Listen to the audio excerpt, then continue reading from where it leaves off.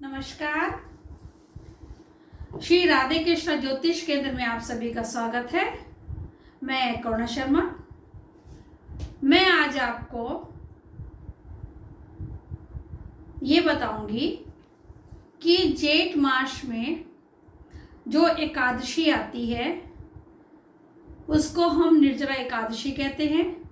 उसका क्या महत्व है और वो इस बार लोगों में ये भ्रम है कि किस दिन मनाई जाएगी, 17 तारीख को मनाई जाएगी या 18 को मनाई जाएगी, इसका भी मैं आज आपको बताऊंगी। इससे पहले आप सभी से निवेदन है कि अगर किसी ने मेरा YouTube चैनल सब्सक्राइब नहीं किया है तो कृपया करके सब्सक्राइब कीजिए, लाइक कीजिए और बेल आइकन बटन जरूर दबाइए।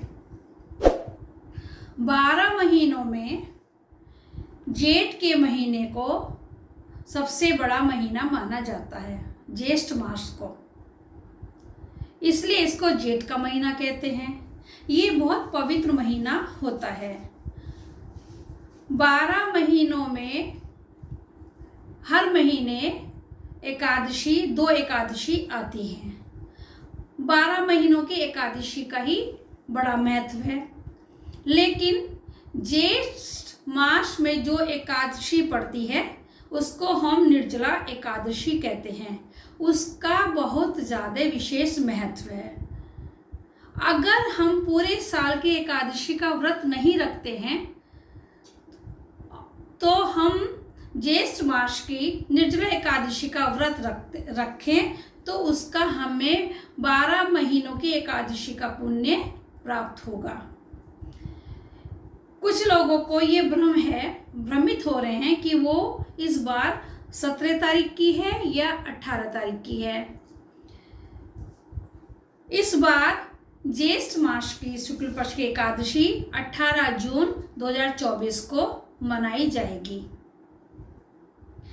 इस दिन इसको हम भीमसेनी एकादशी भी कहते हैं, पांडवी एकादशी भी कहते हैं, क्योंकि भीम को जब वो निराहार नहीं रहते थे तो उनको ही एकादशी का व्रत करने के लिए बताया गया था।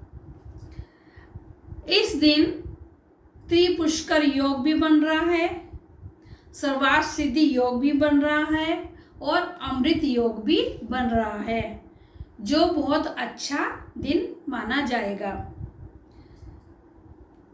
सबसे पहले तो मैं ये बताऊं कि 18 तारीख को ही क्यों मनाई जाएगी, 17 को क्यों नहीं। हिंदू पंचांग के अनुसार निर्जला एकादशी का जो समय है, मतलब वो सवेरे 17 तारीख की प्रातः 4:43 पर शुरू होगी और 18 जून 6:24 तक रहेगी। कहा जाता है कि 10वीं युक्त एकादशी का व्रत नहीं रखा जाता। शास्त्रों के अनुसार जो 10वीं तिथि मध्य रात्रि पार कर जाती है, मतलब 16 तारीख की मध्य रात्रि को 10वीं तिथि पार कर जाएगी और वो 17 तारीख तक रहेगी, उसके बाद एकादशी है। तो जो 10वीं युक्त एकादशी है वो नहीं रखी जाती। कहने का मतलब ये है कि जब 2 एकादशी होती हैं तो हम दूसरे दिन की एकादशी का व्रत रखते हैं, ऐसा शास्त्र कहते हैं। जो ये अगर हम गलती से 10वीं युक्त एकादशी का व्रत रखते हैं तो वो हमारे 12 वर्षों का तप भी भंग कर देती है, मतलब उसका महत्व जो है, हमारा जो पुण्य है वो क्षीण हो जाता है। तो इसलिए हमको 18 जून को ही एकादशी का व्रत करना है और 19 जून को उसका पारण होगा, मतलब द्वादशी तिथि के दिन, अगले दिन सूर्योदय के बाद नहा धोकर हम अपना व्रत को पूरा करेंगे। उस दिन हमको क्या करना है, कैसे व्रत रखना है।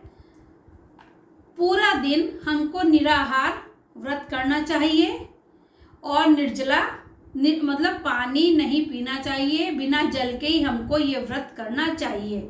इसलिए इसको निर्जला एकादशी कहते हैं। बिना जल पिए हुए हमको इस व्रत को पूरा करना चाहिए। वैसे अपने स्वास्थ्य को ध्यान में रखकर हम व्रत को रख सकते हैं। अगर स्वस्थ नहीं है तो हम शाम के समय संध्या के बाद जल पी सकते हैं, फल खा सकते हैं। अन्न तो बिल्कुल भी नहीं खाना चाहिए, विशेष रूप से चावल और गेहूं। सिर्फ फ्रूट्स मतलब फल और जल अगर कोई नहीं नहीं रह पाता जल के बिना, शरबत के बिना, तो हम वो शाम के समय थोड़ा सा पी सकते हैं। विष्णु भगवान की पूजा आराधना करनी चाहिए। एकादशी महात्म का पाठ भी करना चाहिए। एकादशी महात्म की पूरी किताब आती है, उसमें 12 महीनों की एकादशी का महत्व का पाठ मतलब लिखा गया है। तो निर्जला एकादशी वाले दिन, उस दिन निर्जला एकादशी के लिए जो पाठ दिया गया है वो हमको पढ़ना चाहिए।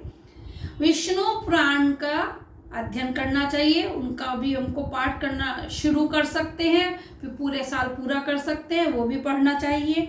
भगवत गीता जी का भी हमको एक अध्याय जरूर पढ़ना चाहिए। उसमें भक्ति योग भी है, भक्ति योग का पाठ भी कर सकते हैं। चाहे तो हम पूरा 18 के 18 अध्याय भी पढ़ सकते हैं। अगर उस दिन हम मौन व्रत रखें तो इससे हमें विशेष लाभ होता है। पूरे साल का जो हमारा पाप होता है, जो हमारे से छल कपट होता है, जो हमसे गलतियां होती है, उस दिन मौन व्रत रखकर हम उसको अपनी गलतियों के ऊपर को ठीक कर सकते हैं।